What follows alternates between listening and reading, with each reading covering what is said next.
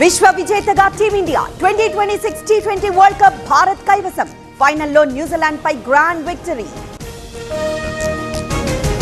అదరగొట్టిన Abhishek, Sanju, Ishan Kiwis ని చెడుగుడాడుకున్న బౌలర్లు. భారత్ దూకుడికి న్యూజిలాండ్ బేజారు.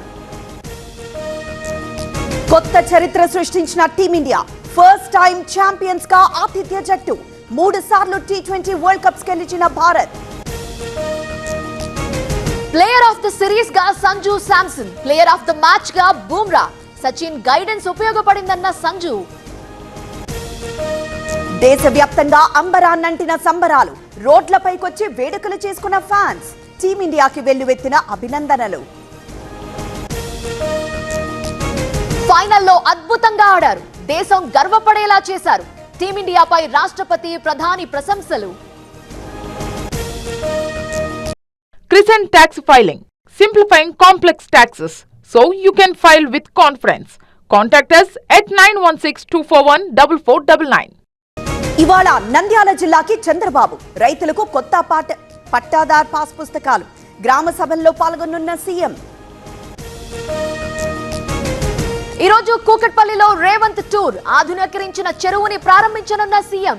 99 రోజుల యాక్షన్ ప్లాన్ పై కీలక సమీక్ష. గణపతి కోసం సర్చింగ్. ఆచూకీ కోసం ముమ్మర ప్రయత్నాలు. బీహార్ మీదుగా నేపాల్ వెళ్లుంటారని అంచనా. రాష్ట్రంలో పెరిగిన కరెంటు వినియోగం. ఉత్తరప్రదేశ్ నుంచి అప్పుగా విద్యుత్ తీసుకోనున్న తెలంగాణ ప్రభుత్వం. ధీమానివ్వని ప్రైవేట్ ఆరోగ్య బీమా. అకారణంగా క్లెయిమ్ల తిరస్కరణ. లోకల్ సర్కిల్స్ సర్వేలో వెల్లడి.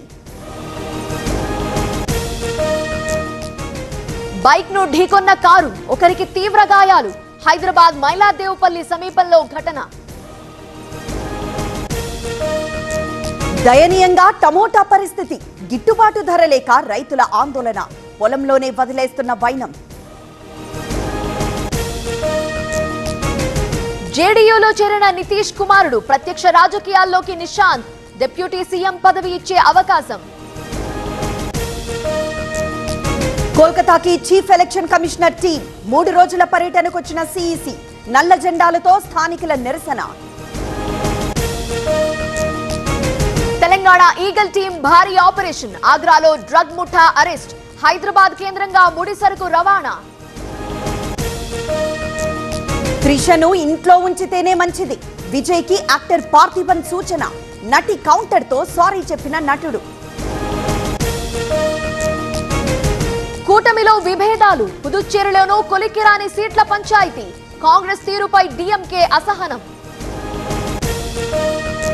గల్ఫ్ నుంచి తిరిగొస్తున్న భారతీయులు. ఇప్పటి వరకు 52,000 మందికి పైగా రాక. పరిస్థితులను పర్యవేక్షిస్తున్న విదేశాంగ శాఖ. నేటి నుంచి 2వ విడత పార్లమెంట్ సెషన్స్. ఆసక్తి రేపుతున్న స్పీకర్ పై అవిశ్వాసం. ఎంపీలకు విప్ జారీ చేసిన బీజేపీ, కాంగ్రెస్. సుప్రీం లీడర్ గా ముస్తాఫా ఖమేని అధికారికంగా ప్రకటించిన ఇరాన్. తెహ్రాన్ లో పెద్ద ఎత్తున సంబరాలు.